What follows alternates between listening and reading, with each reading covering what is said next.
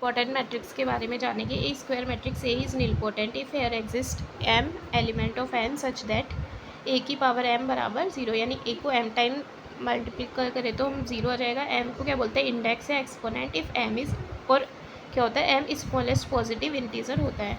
Null matrix is always nilpotent matrix, पर nilpotent matrix का null matrix होना ज़रूरी नहीं है। यदि निलपोटेंट मैट्रिक्स में सारे एलिमेंट 0 है तो वो क्या हो जाएगी, नल मैट्रिक्स हो जाएगी।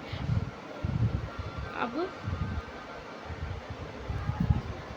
Triangular matrix with 0 always the main diagonal along the main diagonal matrix दे रखी है हमारे पास कोई A B C D E F. अब इसमें हम ए बी सी को क्या कर दें, 0 कर दें, तो वो हमारे पास निलपोटेंट मैट्रिक्स हो जाएगी।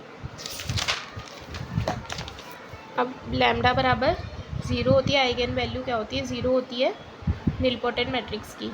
स्केलर मैट्रिक्स होती है। डेटर्मिनेंट भी 0 होगा क्योंकि लैम्डा 0 है। डेटर्मिनेंट 0 हो गया तो नॉट इन्वर्टिबल हो गई एंड नॉट सिंगुलर हो गई। ट्रेस ऑफ ए 0 हो गई। इफ़ ए बराबर 0 this implies rank 0। If A not equals to 0 then rank को लेस देन एन हो जाएगी, क्योंकि वैसे भी डेटर्मिनेंट ऑफ ए 0 है तो रैंक लेस देन एन ही होगी।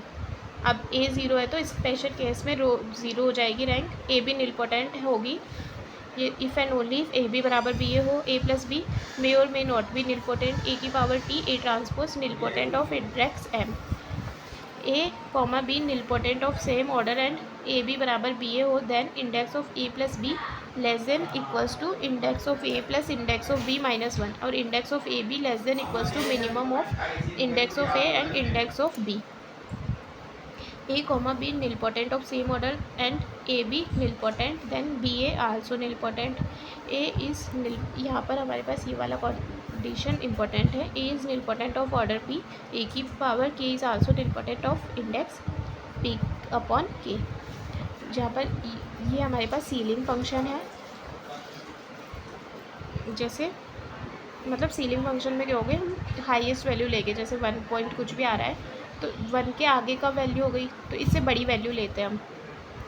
ये हमारे पास कोई निलपोटेंट क्या है, मैट्रिक्स है ए, और बी है वो ए स्क्वायर के बराबर है। बी स्क्वायर ए क्यूब, ए की पावर 4 ए क्यूब ए 0, तो इंडेक्स ऑफ बी क्या हो जाएगा 2।